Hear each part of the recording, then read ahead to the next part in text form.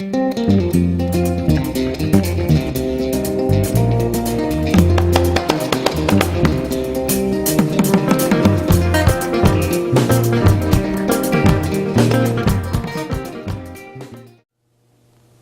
my name is Stanley Heller. Welcome to The Struggle. The Struggle is shown on 21 cable stations from Vermont to New York City and 24/7 on the internet at thestruggle.org. I'm going to start the show by talking about the unemployed. 14.5 million Americans unemployed, with 250,000 more added in September. 6 people looking for work for every job posted.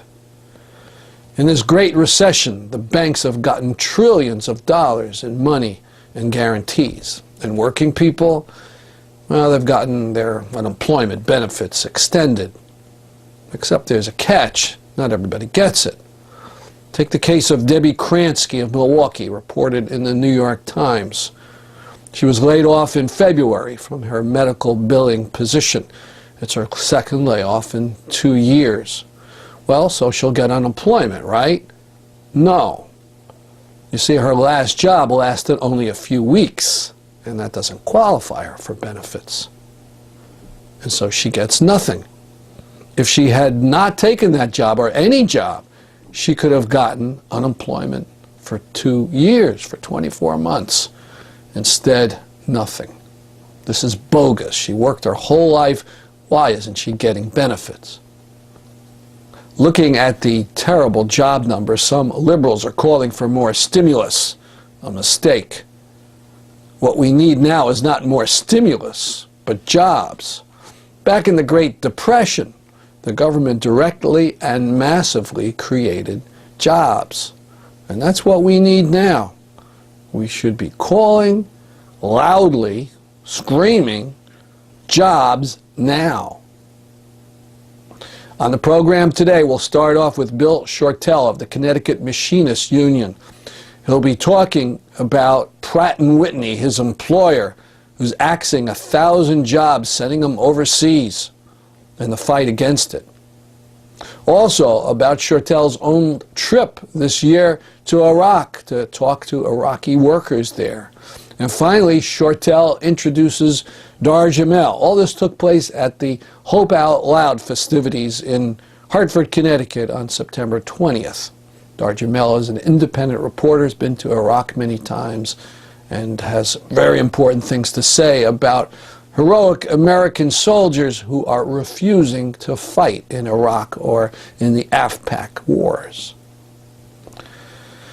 After that, we'll hear from Chris Hutchinson talking about the upcoming October 17th anti-war rallies in many cities across the country.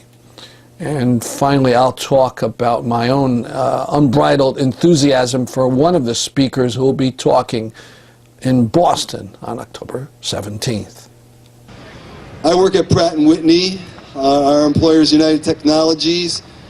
They have whittled down our workforce here in Connecticut from over 20,000 when I started down to less than 4,000 now, and they're at it again. They say they want to close one of our plants in Cheshire and another big operation in East Hartford and lay off 1,000 people, move the work to southern states and out of the country. Maybe some of you have heard the machinists are putting up a stout struggle. We've been negotiating with them for over a month about this. We've mobilized a considerable amount of pressure from the members of Congress, and the shop floor struggle is just beginning. The company is still hell-bent on moving. We're probably going to have a large demonstration with several other groups like the AT&T workers, who are in a similar situation to us, and I invite you all to come along. We'll get word to you through the cut-up mailing list if you guys are on it. Now I'll talk a little bit about my trip to Erbil. Erbil is the capital of Iraqi Kurdistan. You wouldn't know there was a war going on in Erbil. Kurdistan has been peaceful for years now, which is why they held the conference there. There were 200 trade unionists, including half a dozen from the United States. It was a very impressive group of people. All the trade unionists in Iraq were there despite the fact that they're not recognized.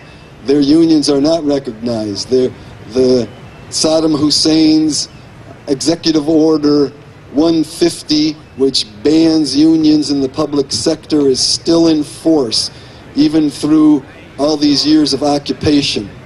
But the oil workers in particular have a big presence in the oil fields, and their desires, their actions are part of the reason why Exxon, Texaco doesn't have their grubby mitts on Iraqi oil yet. The unions won't stand for it. They'll strike before they let it happen. In fact, they went out on strike in order to keep the U.S. Army from taking over the oil fields and turning over the work to people from third countries at half the wages. It was very impressive being amongst these sisters and brothers.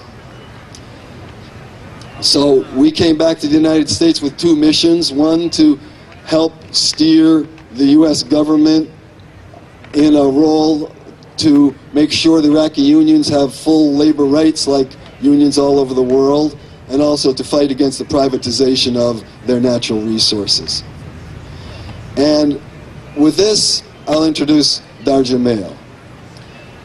Most of you are here to hear Dar Jamail. Like I said before, I hope those of you out in the fringes will come a little closer so he has some real faces to talk to.